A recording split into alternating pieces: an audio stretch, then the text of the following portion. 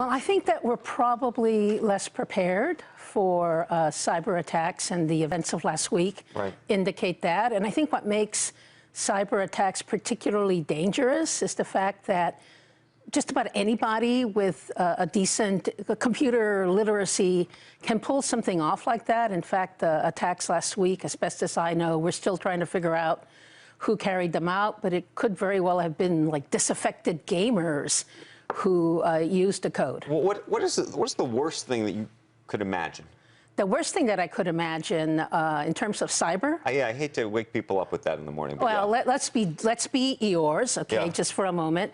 So I think that you could, for example, have a series of cyber attacks that, let's say on election night, denial of service attacks on state election boards and major news outlets that would make it impossible for people to access returns, would cast this sort of uncertainty about distrust, thank you, about the election process. Right. So I think immediately that's something that Maybe is... I shouldn't have asked this question. Yes, Giving no. people ideas I'm getting here. No, if I were a state election board or a major news outlet, having seen what happened with the denial of attacks last week, service attacks last week, I would be looking at how do I protect myself from something like that on election night. But the question is, can you? Well, I think the thing that Is there a way to meaningfully protect yourself against a denial of service attack, which effectively, just for those who don't know, means that that a computer is sending just millions of messages to... Well, especially when voting machines are county by county by county. Right. Well, luckily the voting machines, as best as I understand, are not connected to the internet. They're so old. Exactly. I mean, there's a benefit to age, actually. But I think that it's very difficult to, you're right, it is actually very difficult to protect yourself against a distributed denial of service attack. Yeah, that's something worse than that, the election. What about setting on the power grid or something? Well, of course, Zombie apocalypse. That is more likely to be an intrusive attack. So the attacks last week were just bombarding a company so that they could not process their normal business. That's what could happen to a content provider.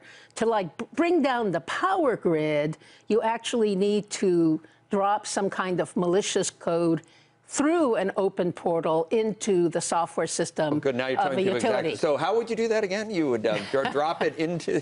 Well, basically... But it is possible. Well, she's not telling them anything they don't already know. I know. Come on. Well, I mean, no, I mean, that's and are these state actors, or, I mean, do you know? These days, is it just, just a guy with a laptop in the basement? Or it's very, or it could be a gal. Or a gal, okay. It's, let's be fair. Let's be fair. We want to make it a safe zone here. Yes. I told her it was, and then you go and do that. Yes, so it can be individuals. I think that it's, you know, what happened last week, as I understand it, was that some malicious individual or groups of individuals actually publicized the code that the people who launched the denial of service attack used. So that's a very clever way. So you're the bad guy. You put out for anyone to use this code that you've developed, and then it's very difficult to track down who used it. So it can be individuals, and I think the thinking about last week's attack was that it was not state-sponsored, but we know from what people have publicly declared about the attacks on the Democratic National Committee, that it can also be groups associated with governments, if not governments themselves. A final question for you. One of the issues I know you're going to talk about tonight is just the idea of how you tell this information, you describe this information to CEOs and other executives that you brief. So my experience is when we brief senior officials at the CIA, two things I would tell you. First, you've got to understand how that person absorbs information. If that person is emotional, you have to brief with some emotional resonance.